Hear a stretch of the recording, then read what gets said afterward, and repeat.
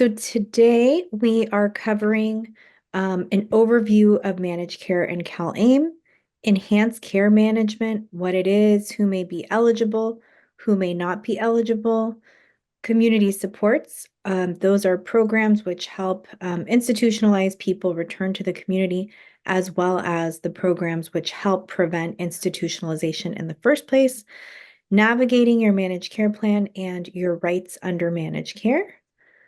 And now I will go to the next slide. What is Medi-Cal managed care? It is very important to understand what Medi-Cal managed care is, to understand how to access these services we're discussing today, because all of these services that we're discussing are going to be provided, authorized, and paid for by the managed care plan. So the Medi-Cal program, if you're enrolled in Medi-Cal, you may be put in a managed care plan. If you're eligible to be in a managed care plan, Medi-Cal will contract with that private health plan to deliver health services to you or to the Medi-Cal beneficiary. The managed care plan is the one that's going to approve the service and provide all necessary health services through their provider network. So they will have their own network of doctors, specialists, and things like that. Each county may offer different choices for managed care plans. To learn more about the managed care plan options in your county, you can contact healthcare options by phone. They can help you choose a plan or tell you if you're already in a plan, or you can view the Department of Healthcare Services spreadsheet that gives you a list. Many times I speak to people who they may be on Medi-Cal in a managed care plan. I ask, are you in a managed care plan? They're not sure. And when I mention the name of the healthcare plans in their county, all of a sudden they realize, oh yeah, I'm actually in Anthem and Medi-Cal or something like that. So that is what managed care is. Next slide. What is CalAim? It stands for California Advancing and Innovating Medi-Cal. It's a 5-year waiver under Medi-Cal. It goes from 2022. It started in 2022 and will continue until 2027. So the thing about these waivers is these services are in place until this time period. And then after this time period ends, it could be subject to change. When they go through the renewal process, it could be improved or eliminated. We don't know. So that is something to consider. What CalAim brought as major changes were transition to managed care for skilled nursing. So 31 counties were switched over to managed care to pay for their skilled nursing and to cover their skilled nursing. And so all people in a skilled nursing facility are going to be enrolled in a managed care plan. And some of the things we'll be talking about today are the optional community supports that were added in most counties to most plans to specific high-risk populations, and enhanced care management also for high-risk populations. Next slide. Who has access to Medi-Cal managed care plan services? Anyone who's eligible for free Medi-Cal. So if you have no shared monthly cost, then you would be eligible for Medi-Cal managed care. Some of the Medi-Cal categories that are eligible for managed care would be people enrolled in MAGI, the Age, Blind, and Disabled Federal Poverty Level Program, the 250% Working Disabled Program. If you do have a share of cost and you want to try to eliminate the share of cost to get access to these programs, we do have a fact sheet available here on the slide, so you can click that link. And people in skilled nursing will be on Medi-Cal managed care, like I mentioned before, but they will have a share of cost, and that's normal in most cases. Okay, next slide. Okay, I'm now going to talk a little bit about ECM, which is the acronym for Enhanced Care Management. These were designed, this is a benefit that all managed care plans provide. So this service is not necessarily optional for managed care plans. They should be offering it to certain types of people. It offers comprehensive case management and intensive coordination of health-related services to high-need individuals. So each plan has kind of developed their own page about ECM and how to access it. There are really good definitions of what they mean by high need. I'll cover in the next slide. I just want to kind of point out that here, the way that ECM is delivered across managed care plans really varies plan to plan. Most MCPs or managed care plans are contracting out their services to subcontracted for-profit or nonprofit entities. Again, really depending on the plan. For example, I've seen some plans in Los Angeles County that have, 8 or 10 different ECM providers, many of which are trusted community-based nonprofit organizations. One very large Medi-Cal managed care plan that serves multiple counties across California contracts with a for-profit entity that is not even based in California. They're based in Florida.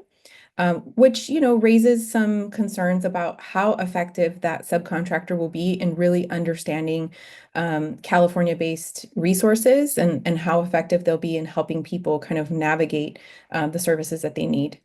Some samples of what ECM can offer can include connecting people to the community support services that we're going to talk about today, kind of doing an assessment, figuring out what they need, and then getting them those services in place, but also helping them put other services in place that address their health conditions or social determinants of health.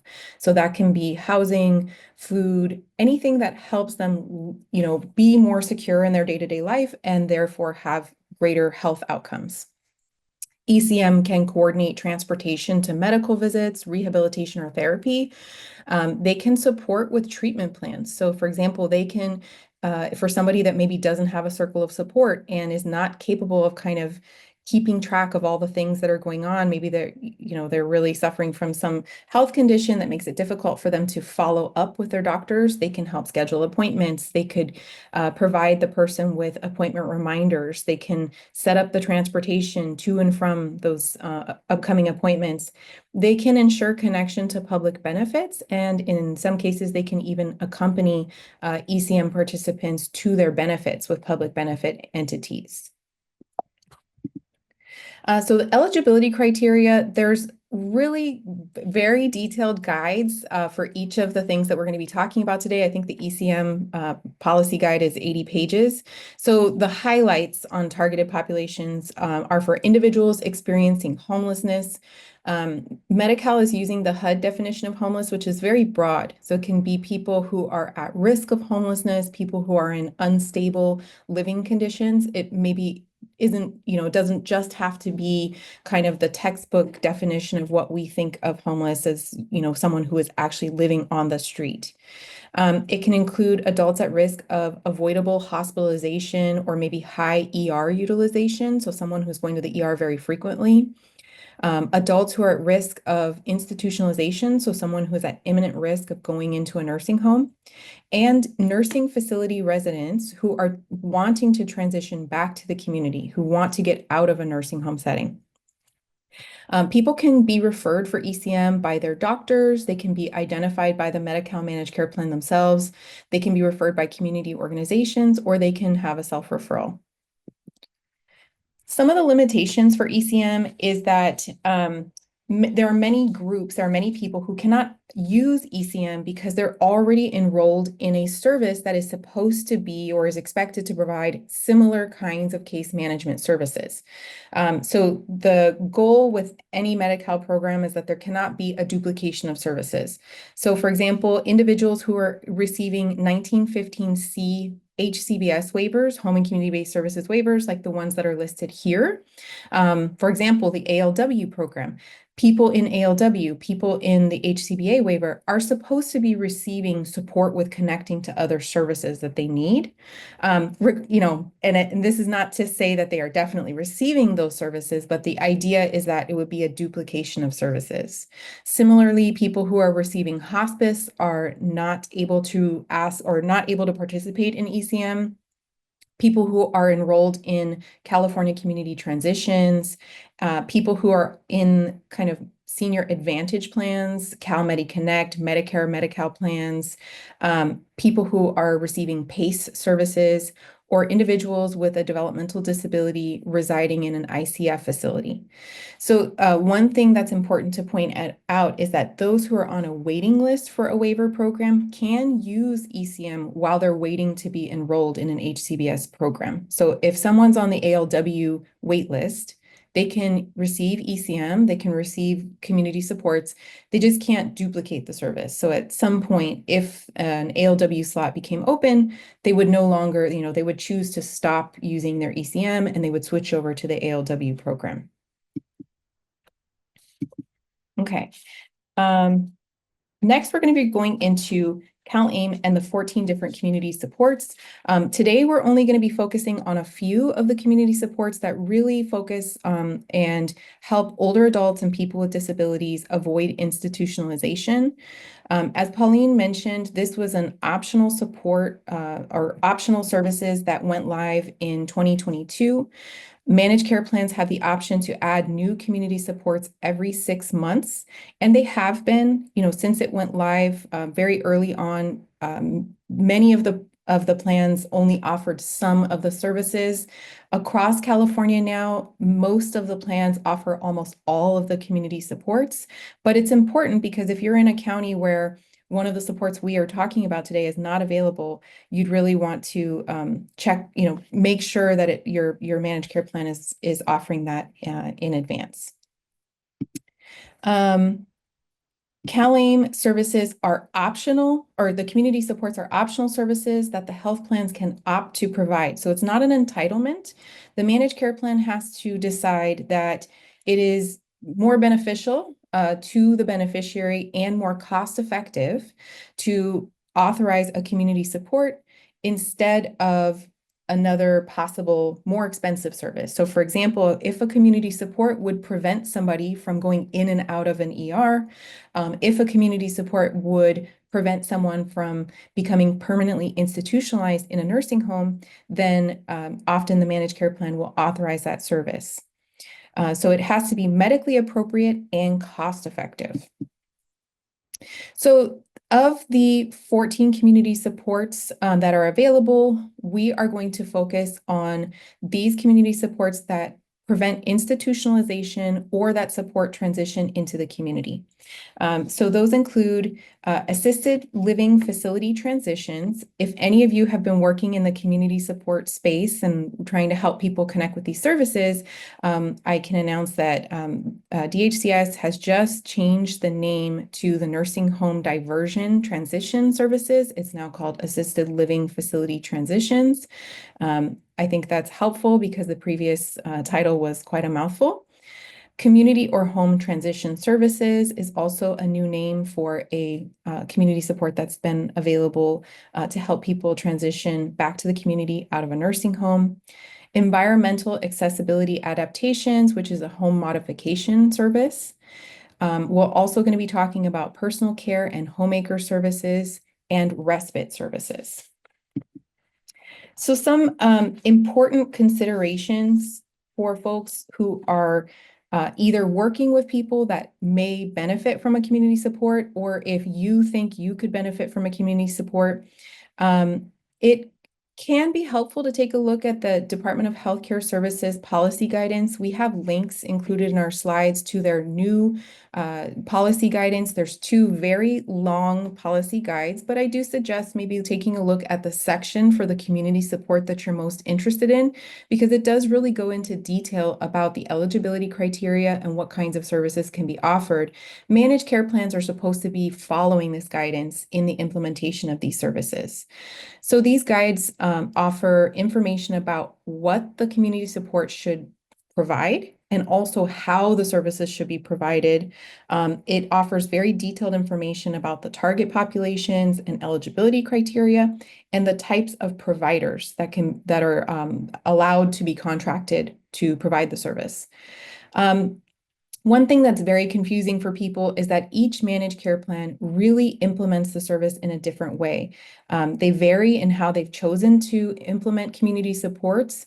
And so while there is this very broad policy guidance available from DHCS, there are differences across plans with eligibility criteria, service limits, and their specific referral process. So some plans make it very easy, for example, to do a self-referral. They have an online form. They have an easy to access email that someone is monitoring. And other plans, you really have to dig through their website. They don't have a plan. You've got to call the member services line.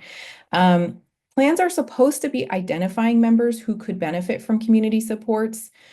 They are required to inform members and their providers within their network about community supports and how to request these services.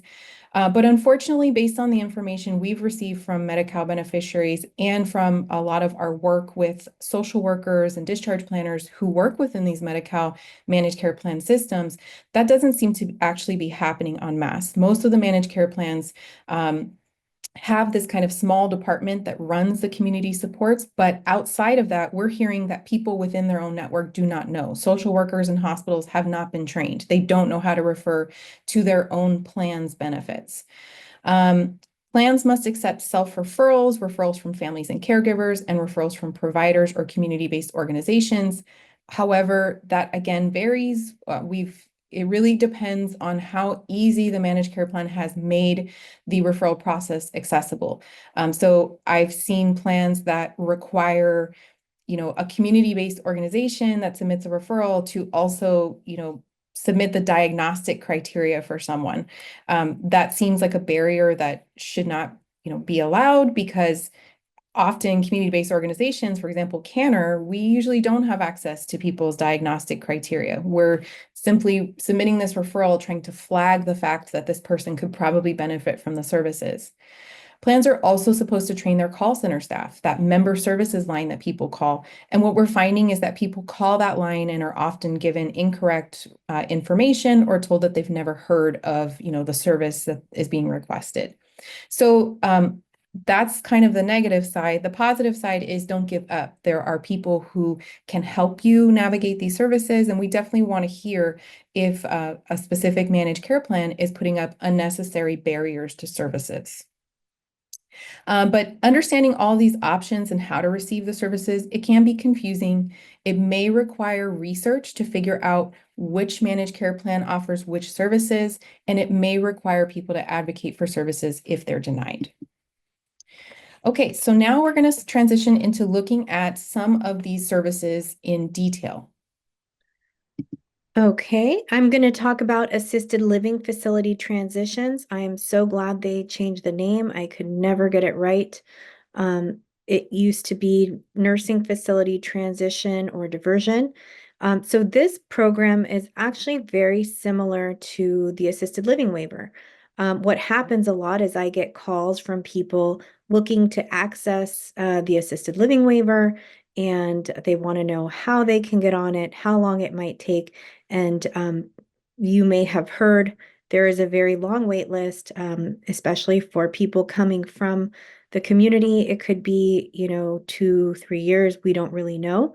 So we still encourage people to apply and get on the wait list.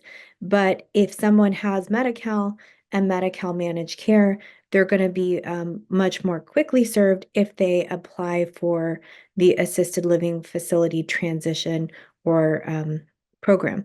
So basically, this is going to help people either move back into the community from a nursing home, or if someone wants to avoid a nursing home and stay in the community. A lot of times we talk to people who are already in assisted living. They may be running out of money to pay for the assisted living, and they might be considering this service to help offset the cost that they pay and to help pay for their additional care needs that may be increasing over time. So this service is provided in an assisted living setting, but the member has to pay for their room and board. The assisted living facility is going to provide for the needs of the participant, the activities of daily living, help with showers, hygiene, providing food, laundry, instrumental ADLs, meals, transportation, medication administration. The program would assess their care needs, assist with the facility placement, and coordinate with the managed care plan to ensure that the member is receiving appropriate supports through the other community supports if necessary or available. Basic services could include activities of daily living, like I mentioned, companion services, medication oversight, therapeutic, social, and recreational programming, and 24-hour direct care staff on site. So it's going to vary depending on what the person needs. Usually with the assisted living facility transition, we're seeing that how you access the program, how you're assessed, how you're referred, how much you pay for your room and board really is going to vary by managed care plan. The managed care plans quite often contract with third-party providers that maybe do the assessment and do the placement. So it is there's definitely a lot of different things going on in this program that are not always ideal, but the goal would be to be able to get into the program, to be able to get into that assisted living facility at an affordable rate and be able to stay there while getting the additional care needs paid for by Medi-Cal. The eligibility criteria to redirect members from nursing home placement to care in an assisted living, they have to be interested in remaining in the community, willing and able to reside safely in an assisted living facility with the appropriate supports and services, must be currently at a skilled nursing level of care or meet the minimum criteria to receive a skilled nursing level of care. This assessment is usually done either by the managed care plan or the third-party contractor. If someone is transitioning out of a skilled nursing facility, they need to have been in that skilled nursing facility for over 60 days, willing to live in an assisted living setting as an alternative to a nursing home, and be able to reside safely in an assisted living facility with appropriate costs and effective supports. We've also on the downside seen, people in a nursing home who maybe are looking to stay be offered this program instead. So that is something to consider. This program is good if your intention is to return to the community and to reside in an assisted living facility. But if someone is offered this while they're in a nursing home and they do not want this service and they do need the care provided in a skilled nursing facility, they do not have to accept this service. So that is something important to note. Next slide. As I mentioned before, individuals are directly responsible for paying for their own living expenses. What has been difficult for us as advocates to help consumers get an idea of how much it would cost. It varies from plan to plan. I've heard of many of the contractors negotiating the room and board rate with the facility, and some contractors will, across the board, apply a 90% of the Medi-Cal beneficiary's income, which at least it's a standard, but there isn't really a standard as far as how much they pay. But the individual does have to pay for their own room and board. So that is a very important question to ask. You want to make sure that it's something that you're going to be able to afford to pay and also able to stay on Medi-Cal with no share of cost. If you have any questions about that, you're definitely welcome to reach out to us and we can go over that with you. Unfortunately, there are not many protections built into this program. So we see a lot of different things happening, like people maybe not getting a notice of action to let them know when this benefit is going to terminate, or there could be increases in rent or issues like that. So there's a lot of different things that we've seen come up. We try to remedy them as we hear about them, bring them to the attention of the Department of Healthcare Services, who oversees the managed care plans. But there is a lot of different things going on. So that is something, if there's something wrong, do let us know. Um, and this community supports supplements and does not replace services received through other state, local, or federally funded programs. So the other thing is, you can't, utilize this and the assisted living waiver. For example, if you are on the assisted living waiver wait list and you're already in this program and your slot comes up, you do have the choice to leave this program and go into the assisted living waiver. That's always a choice, but you cannot be enrolled in both at the same time. Next slide. Community or home transition services. This helps individuals to live in the community and avoid further institutionalization. It covers non-recurring setup expenses for individuals who are transitioning from a licensed facility to a living arrangement in a private residence, where the person is directly responsible for their own living expenses. Some of the services, they can help assess members' housing needs, help them search for appropriate housing and present options, especially if the member doesn't already have a residence to go back to. That could be very helpful. Communicating with the landlord, if applicable, and coordinating the move, establishing procedures and contacts to retain the housing, identifying, coordinating, securing, or funding non-emergency, non-medical transportation to assist members' mobility, to ensure access to the housing options prior to transition and move-in day. So what we see is many residents in a nursing home, they no longer drive, they may not have family available to help them physically get to looking at places and to decide if that's where they want to move, or to help them, move their stuff and move them on the actual day of moving. They can help identify the need for coordinating and funding of environmental modifications to install necessary accommodations. So that could be something like a wheelchair ramp or a grab bar in the bathroom, something that somebody may need to be able to reside safely in that in their new housing. And then identify the need for and coordinating funding for services and modifications necessary to enable the person to establish a basic household that does not constitute room and board. So some of the necessities that they may need to reside there. Next slide. Some of the available non-recurring setup expenses would be security deposits, setup fees for utilities or service access, first month coverage of utilities, services necessary for the individual's health or safety, such as pest eradication. Hopefully that's not necessary, but they could cover that if necessary. And a one-time cleaning prior to occupancy, home modifications such as an air conditioner or heater, and medically necessary services such as hospital beds.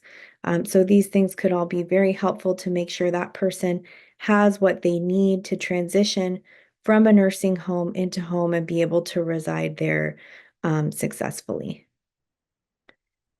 Next slide. The eligibility criteria, you currently need to be receiving medically necessary nursing facility level of care services and choosing to transition home instead of remaining in the skilled nursing facility. You have to have been in the facility for 60 days or more, interested in moving back to the community, and able to reside safely in the community with appropriate cost-effective supports and services. So this is going to help somebody move, but they may need to set up other services like in-home supportive services, or there's another community support we'll be talking about in a few minutes, personal care homemaker services. So that person would need to be able to reside safely in the community, possibly with the addition of other supports. The limitations to this program, it does not include monthly rental or mortgage expenses, food, regular utility charges, and or household appliances or items. So that is something that the person will have to be able to pay for regularly. Um, it's payable up to a total lifetime maximum of $7,500 for the non-recurring setup costs per member. Um, the exception is if the participant ends up moving from a provider operated living arrangement to a private residence. And it's necessary to ensure the health, welfare, and safety of the participant without which the participant would be unable to move to a private residence and then require continued or reinstitutionalization. So this service is a temporary service to help people set up their living arrangement so that they can move back from the nursing home to home. As many people may be aware, for example, if you're single living in a nursing home, your personal needs allowance is $35 a month. So it doesn't give people the opportunity to save since they're paying all the income to the facility. They most likely are not able to pay for a lot of these setup costs that it would require to move into a new place. So this program would help do something like that so that people can move back into the community with some financial assistance and coordination. Next slide. I believe I'm doing this one. Mhm. Um, you're like, yes, take it away. So environmental accessibility adaptations, this is a home modification service. It can offer physical adaptations to a home as long as those physical adaptations are necessary to ensure the health, welfare, and safety of the Medi-Cal beneficiary, or allow them to have greater independence in the home. And so the kind of underlying cause is that without, this modification, the person would need to be institutionalized. So for example, there is a legal services program in LA that was working with a Medi-Cal beneficiary who had been, in and out of the hospital, and there were new mobility restrictions. This person was now using a wheelchair and needed to install, and now I'm blanking on the terminology. My grandma had one. It's the motorized kind of seat that takes you up your stairs. I A know that lift. there's a lift. Yes, that would be the better terminology for that. So, that could be an example of a type of modification that allows this person to move back into their second story apartment, right? So it could be ramps and grab bars, doorway widening for beneficiaries who need a wheelchair to allow them to get around their home, stair lifts. The answer was right there in front of me. Making a bathroom or shower wheelchair accessible. Um, it could be installing special electric or plumbing systems to accommodate certain kinds of medical equipment. And it can be a personal emergency response system. So there's a lot of things that it could be. The issue is what the managed care plan will authorize, right? So there's nothing that says that they have to authorize certain kinds of services for specific types of people. So, I would say with this service, it would be important maybe not to put all your eggs in one basket. You can ask, you could try, but you definitely want to tie it back to the fact that it would be necessary for the health, welfare, and safety of this person, and that it will, enable them to achieve greater independence or avoid institutionalization. Individuals for this program, it would be for individuals who are at risk for institutionalization in a nursing facility. And there is a payable lifetime maximum of $7,500. The only exception to this is if I think you the froze, Maura. You might want to repeat that. Oh, I'm so sorry. That's weird. Which part did I freeze on? Um, like I'm just sorry. for 30 seconds. Okay. Eligibility for this program is for people who are at risk of institutionalization in a nursing facility. There is a payable lifetime maximum of $7,500, but there are exceptions to that lifetime maximum if the person's place of residence changes, or if their condition changes so significantly that additional modifications are necessary, right? So if their health deteriorates, if they, were walking previously and needed some modifications, and now they are no longer walking and are confined to a wheelchair. Again, there's really this limitation about the modification being tied to the direct benefit of this Medi-Cal beneficiary, not for something that just makes the overall household, more efficient. They just want a bathroom remodel. That's not going to work. And one thing to know is that if there is another state plan service that covers similar modifications or equipment, then that service should be used. So Medi-Cal is always payer of last resort. So if there are other services or supports or programs that would offer the same kind of a benefit, people are expected to try to access that benefit. I can't say that I've talked to a lot of people who have actually either applied for or used this benefit to date. I've heard of a few folks in Los Angeles, have heard one horror story of a managed care plan who contracted, this is a subcontractor that the managed, it's not going to be like LA Care is not coming to your house to do a bathroom modification. They choose a subcontracted entity, and some beneficiary got the service in place, and the contractor did not complete the work, and they were left with, a half-done bathroom.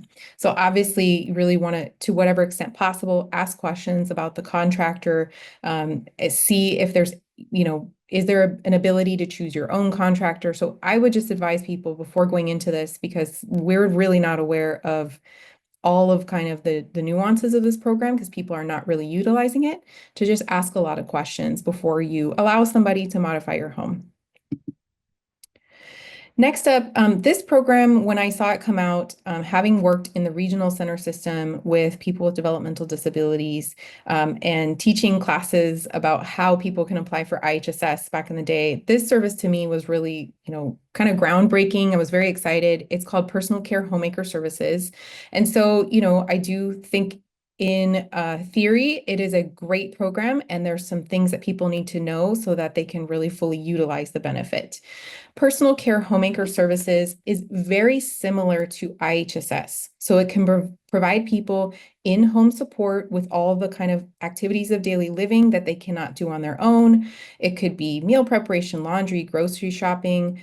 It can be helping people going to the bathroom, with showering, getting dressed, bathing, grooming. It can be paramedical and protective supervision services.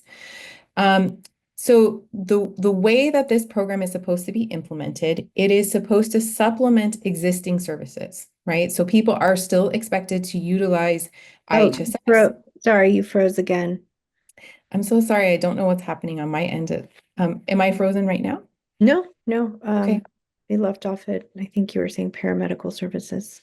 Oh, okay. So it is meant to supplement existing services provided through IHSS. So for example, or through other available services as well. So if folks are utilizing respite services through regional centers, for example. Um, the way that the program can be authorized is, I kind of think about it as three different groups of folks. The first would be people who have already applied for IHSS and are waiting to complete the assessment process. For example, in Los Angeles County, it takes about 4 months to get IHSS services in place. In other counties, it might not be that long, but it can make a really big difference to someone living in LA to get these temporary personal care homemaker services in place while you go through the whole IHSS process. Provides a bit of immediate relief. Another way that this program can be authorized is for people who would not otherwise be eligible for IHSS if it will help them avoid a short nursing home stay. So for example, I helped someone who is a Medi-Cal beneficiary. He is, I think, early 50s, but has a very physical job and working, otherwise very healthy. But after the physical labor that he's done for most of his life, he needed a hip replacement. He really didn't want to have to go to a nursing home for rehabilitation because he has a minor son who lives with him. He's the primary provider. He is a single dad. And this service allowed him to go home instead of going to a rehabilitation center because he didn't need 24-hour skilled nursing and he didn't want to be away from his son for even 3 days. So this service allowed him to come home from the hospital, have the care and support that he needed while he was recovering temporarily from his hip replacement surgery. Otherwise, this person would not have been eligible for IHSS. He did not need ongoing IHSS services. And then the third way that this program can be implemented is for people that have approved IHSS services, but whose needs are so great that without additional support, they are facing imminent placement in a nursing facility, right? So this would be people who have reached the maximum authorized hours. They are using all of those benefits, but they need additional benefits. I have personally sought these services for a family member. I did find it incredibly challenging. DHCS luckily has accepted a lot of feedback from CANHR and other advocates about how this program is implemented, and in their guidance have reminded managed care plans that this service should be authorized for those people who, would have to go to a nursing home if they did not receive additional care and support. The target population for this service is people who are at risk for hospitalization or skilled nursing facility placement, people who have functional deficits and no other adequate support systems, so they don't have any family members or friends that are able to provide the support, and people who are maybe approved for IHSS but have additional needs beyond their approved IHSS hours. It's not meant to replace IHSS. You can't, you kind of have to demonstrate to the managed care plan that you have tried to access other services. For that bridge type of personal care homemaker service, often the managed care plan just wants to know the date that the IHSS application was submitted. It's not supposed to be used to replace other available services, though. So people should still be applying for IHSS services if there is some other type of local or federally funded program, for example, respite through the regional center system. People are expected to utilize those services. So some important points from personal experience and then helping people access these services is that they can be requested and put into place, a lot more quickly than IHSS in my experience, though it does, vary plan to plan depending on the subcontracting agency that the managed care plan is working with. In my experience, my father-in-law accessed these services. We were able to get these services put into place probably within about a week, I want to say, right before he was discharged from a skilled nursing facility. So one of the nuances is that depending on the plan, they may only, the plan may not even consider talking about the service or authorizing it until there is a definite discharge date. So you'd want to kind of have that conversation as soon as possible. People can choose their own workers, so they can choose a family member or a friend, or they may ask for a paid caregiver. The difference in the subcontracting agencies from managed care plans is that some don't have a methodology of enrolling your family member or friend as a caregiver.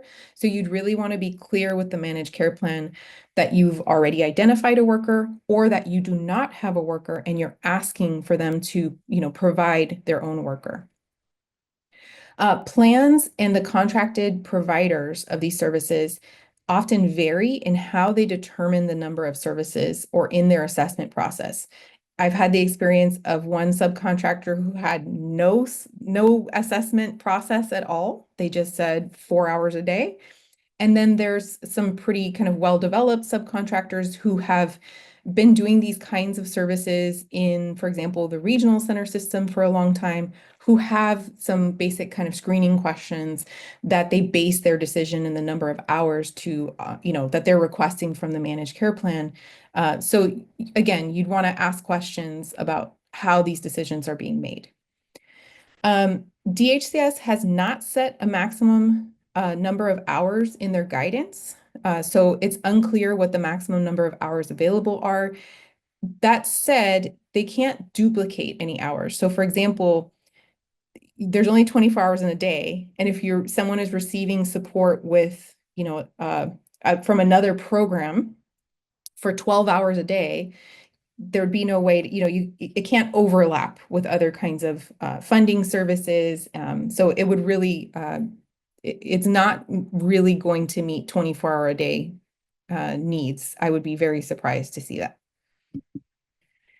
Okay, switching gears to respite services. Again, this is the type of program that CANHR had received calls for years about, folks who really just needed a temporary respite. And it just was not something that was previously available through Medi-Cal. These are short-term, non-medical services that are aimed at helping high-need individuals from being institutionalized and preventing caregiver burnout. So this service is really designed to actually address the needs of family and friend caregivers. So it provides short-term temporary relief for caregivers when the primary caregiver needs relief on their own, they'll be out of town. It could be for someone, there's a husband who is cared for by his wife and she wants to go visit her family, out of state for a week. It could be that the caregiver has some ongoing medical appointments that are being scheduled during the person's regular caregiving hours. So it's really meant to address when there's this gap in kind of already established caregiving hours. This is really designed to meet the need for rest or some other kind of, time off for the caregiver. It can be provided in a home.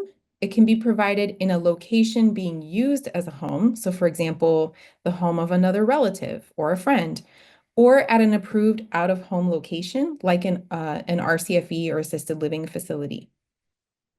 It could be provided hourly when the caregiver will be absent or needs a break, or it can be arranged for longer periods of time, such as day and night for several days or a couple of weeks. It cannot exceed 24 hours a day. That means if there's other services in place, for example, IHSS services, respite could not be put into place for 24 hours a day and also IHSS billed for, 7 hours a day. It is limited to 336 hours or 14 days, 24-hour days per calendar year. Exceptions can be made if there's a caregiver experiences some type of kind of emergency or episode that leaves the beneficiary without a caregiver. So this is a very limited service in the amount of time, but also it's important to know that's per calendar year, so it could reset again the following, calendar year. So similar to the personal care homemaker services and IHSS, the eligibility criteria is people who live in the community and need support with their activities of daily living, who are completely dependent on a caregiver for most of their support, and whose caregiver needs some type of relief, or else it is possible that this person could go into some type of an institutional setting. So it cannot replace similar services through available, other programs. So for example, regional center clients are able to sometimes get similar types of respite services temporarily while their caregiver is absent. So there would be kind of the request to try to access other services if they're available. Okay, now I'm going to turn it over to Pauline. Sorry, I'm muted. Also, Maura, there's some questions in the chat. It seems like people got really excited about some of the services, so you can catch up on those. What if the managed care plan does not cover the desired community support? From what we heard from the Department of Healthcare Services, who oversees these programs, is that most plans will offer all supports by 2027.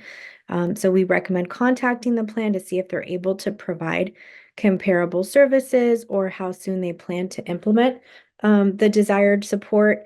In some cases, we've seen the plan, it shows on their website that they offer the service, but it seems like maybe they haven't gotten a hold on how to provide the service in an efficient way. So that's another issue that we may see. Or, for example, the plan may provide the service, you may call and no one's ever heard of it. You might have to direct them back to their own website. Maybe the doctor's never heard of it. Maybe the social worker's never heard of it. So that's the other thing too.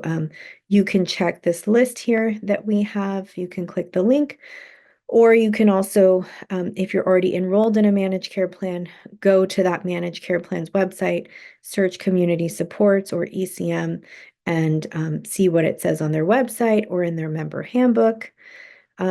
If the desired support is not available, you could consider switching to a plan that offers the support you need. I have had some cases where there are some managed care plans who are known to have the service and people just cannot access it because they're not efficiently running that community support. And I have had individuals who really would like, for example, the assisted living facility transition, switch their managed care plan to one in their county that's has a reputation for being able to get people enrolled in that program. So if you do need to switch, you can contact Healthcare Options. Will have their information later in the slides, or the managed care ombudsman. They can also assist with that. You could explore if any of the home and community-based Medi-Cal waiver programs meet your needs as well. We do have a quick guide here linked where you can search for the Medi-Cal waiver programs or home and community-based services available to you. Next slide. Grievances and appeals.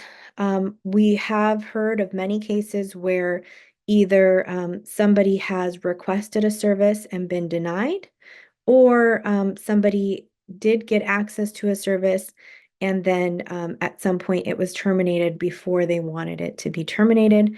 So members always retain the right to file appeals and or grievances if they've requested one or more community support that was offered by the managed care plan and they were not authorized. So it doesn't even actually require a denial, but maybe not just they weren't authorized to receive the requested support because of a determination that it was not medically appropriate. Then you would go through the appeal process.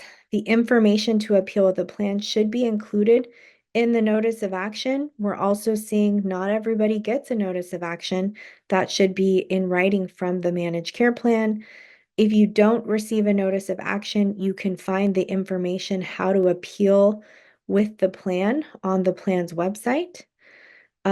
Community supports are also subject to state fair hearing processes. So if you never get a notice of action from the plan, you could go to a state fair hearing.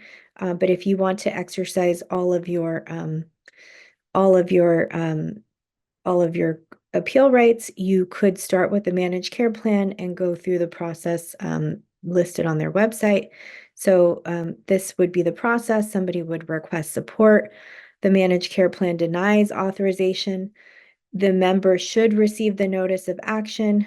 The plan is legally required to give people a notice of action, but what we're seeing is most often people do not get a notice of action. So whether you receive a notice of action or not does not mean you cannot appeal. If you did not receive a notice of action, you can still appeal. And you would file the appeal with the managed care plan. If you're unhappy with the outcome of the appeal from the managed care plan, if they deny the appeal, you still have an opportunity to file a state fair hearing. Next slide.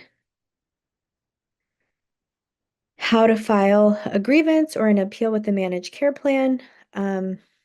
So a notice of action should be issued when services are in place and they're being reduced or discontinued, or the member or their provider explicitly requests a community support, but the plan will not authorize or is denying the service. So it is important that you actually request the service.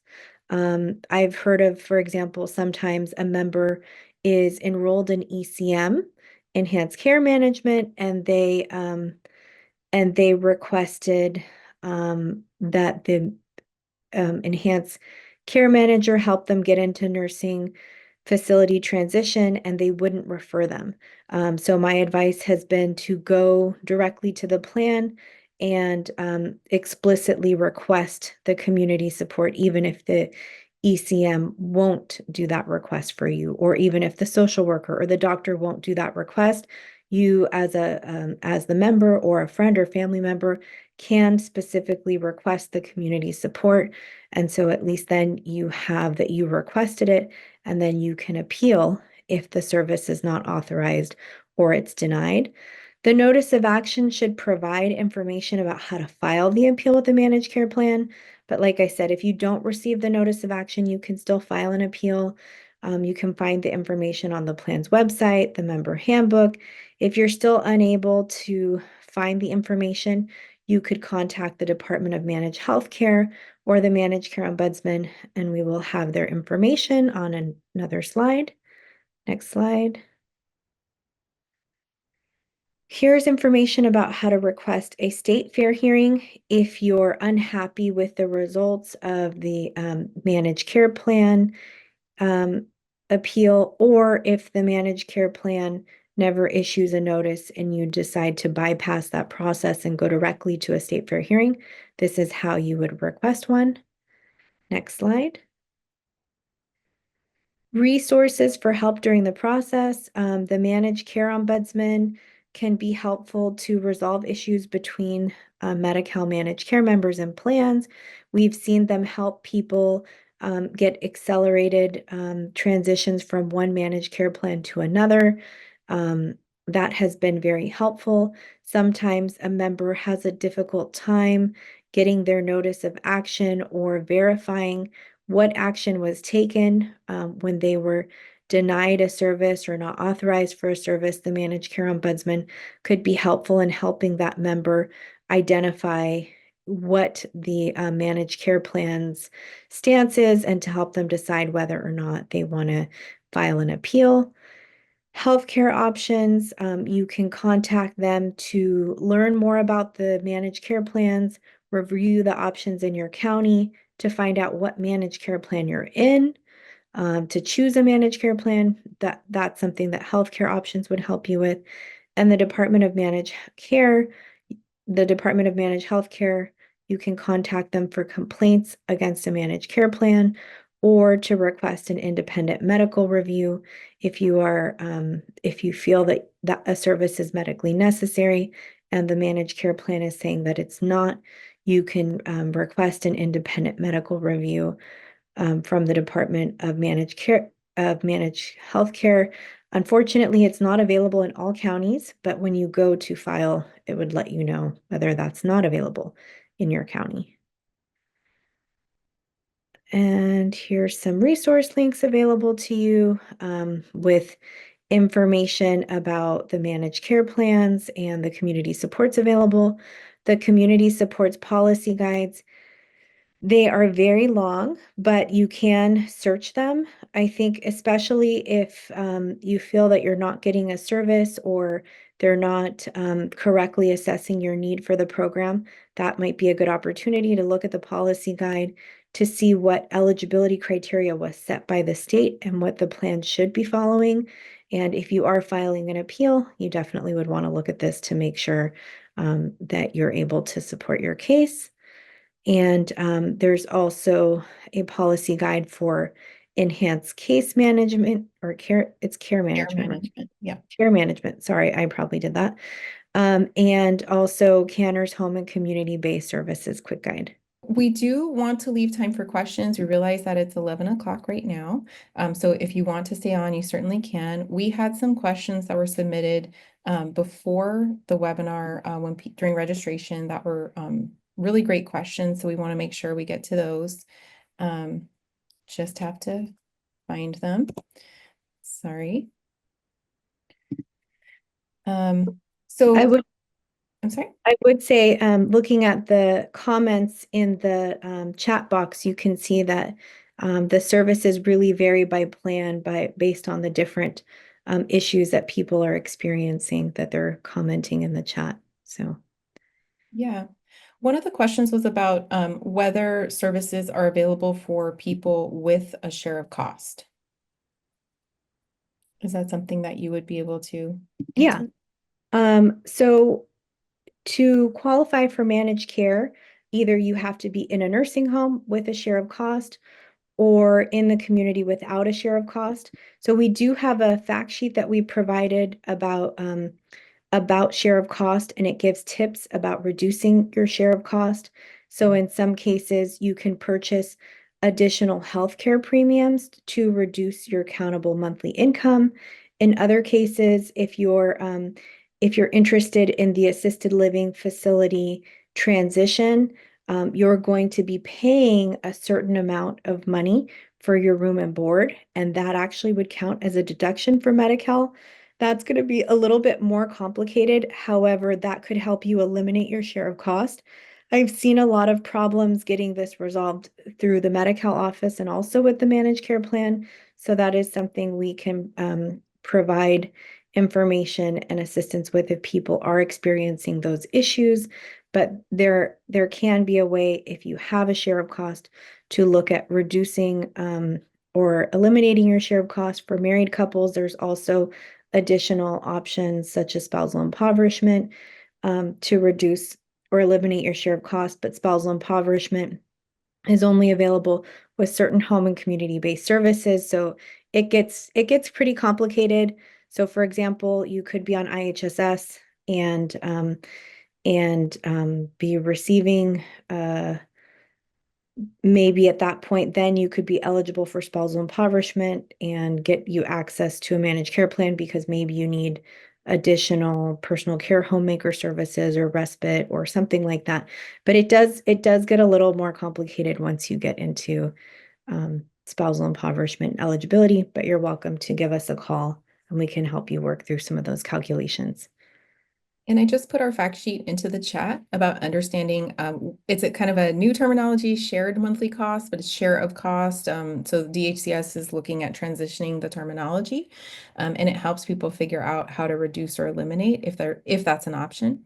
So one of the questions that we came up during registration is whether institutional deeming will apply to spouses needing enhanced care management so that spousal impoverishment provisions will apply to the other spouse.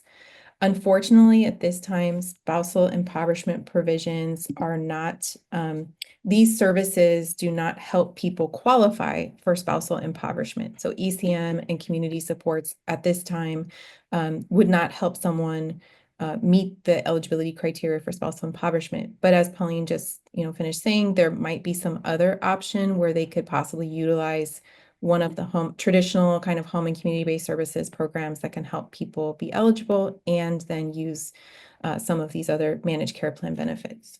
Or, for example, if they're on the wait list for the assisted living waiver, and in the meantime, they're on a wait list for a waiver program, not accessing those services, they could be eligible for spousal impoverishment and access some of these community supports in the meantime.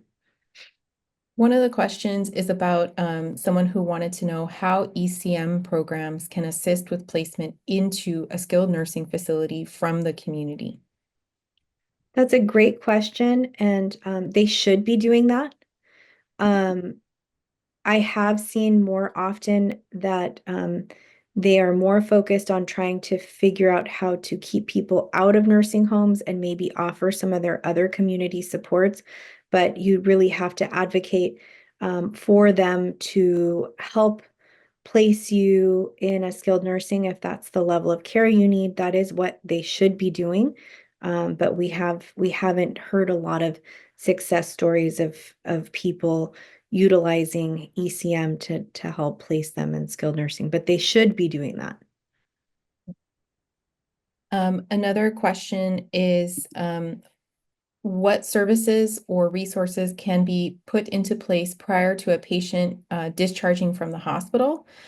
In my personal experience, I've seen personal care homemaker services get put in place rather quickly.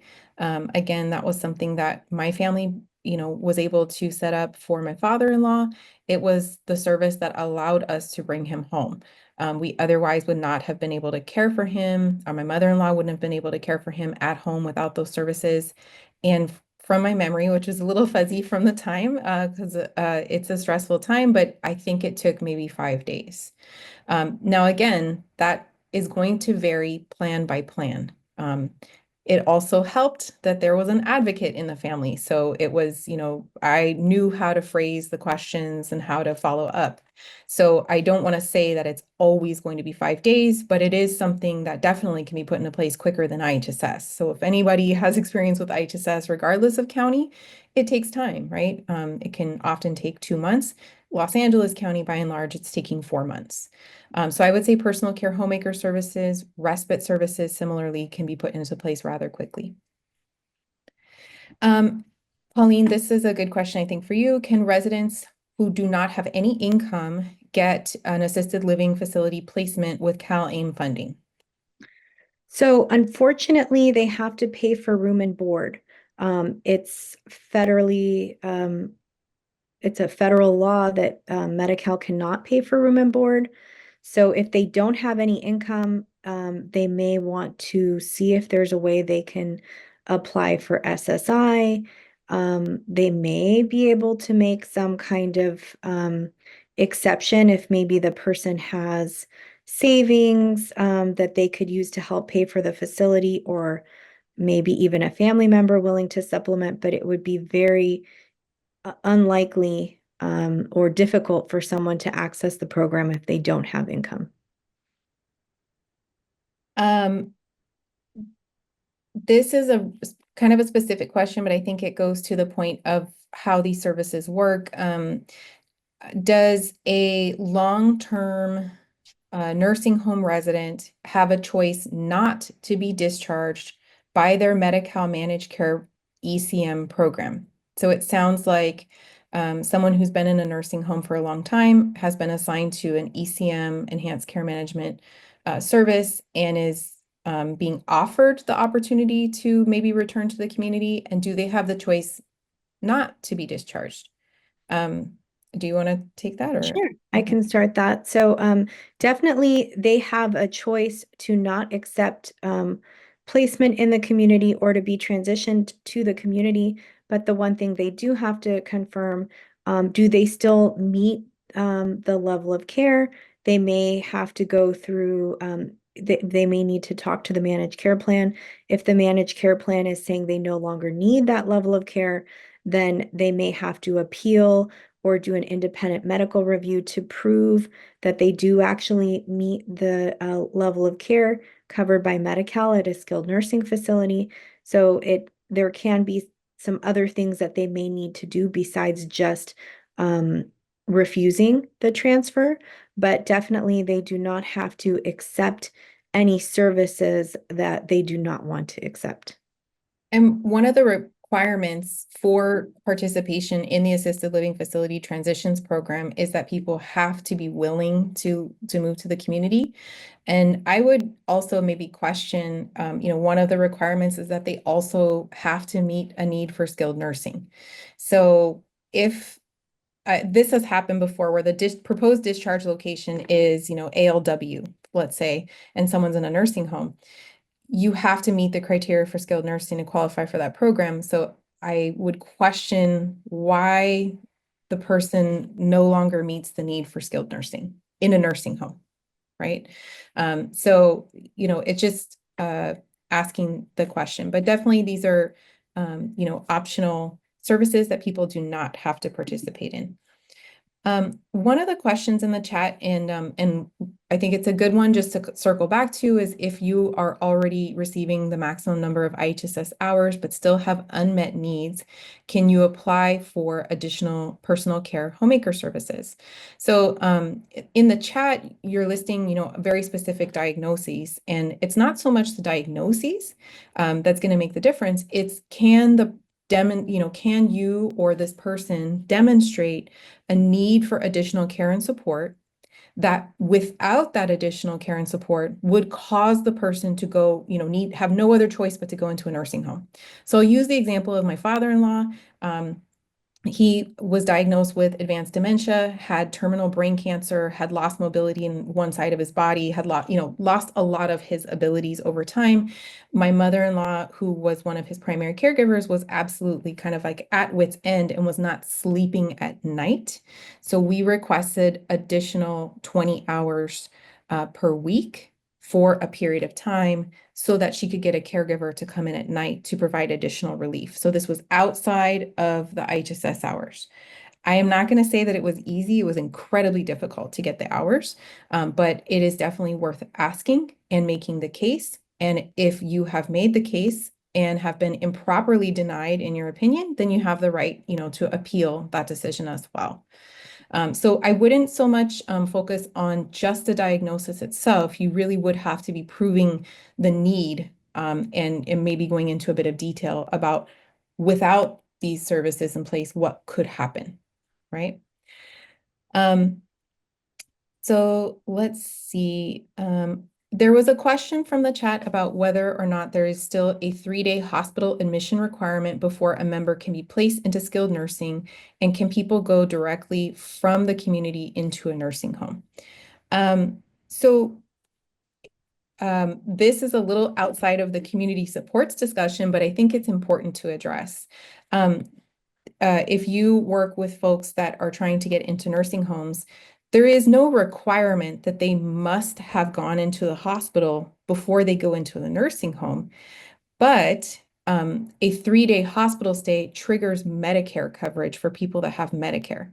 So the reason why nursing homes, by and large, are not accepting people from the community is because they would miss out on a really lucrative Medicare payment at the front end of their nursing home stay. So it is a profit-based decision. There is no regulation that nursing homes cannot accept people from the nursing home. It is more that they will not, because they will not make as much money. So that is why people have so much difficulty getting into nursing homes.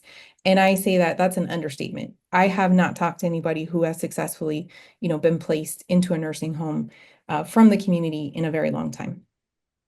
So let's see.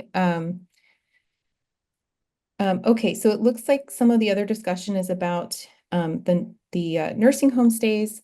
So just before we close out the session today, we want to just address that if you are trying to access these benefits, if you have questions about these benefits, we will do our I don't best. have any ways to compensate you.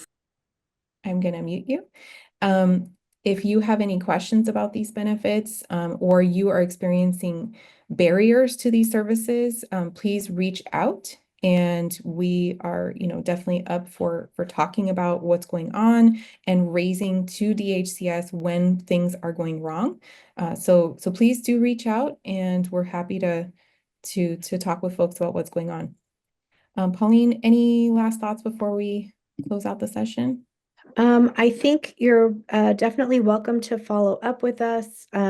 If you are experiencing trouble accessing these programs, we do want to hear about it. We do meet with the Department of Healthcare Services and share concerns and also suggestions for improvement. So definitely letting us know about those types of issues can help us do advocacy to improve the programs. Well, thank you everyone for your time and your great questions. We look forward to, providing additional education about this topic, and hope you all have a great rest of your day. Thank you so much. Thank you.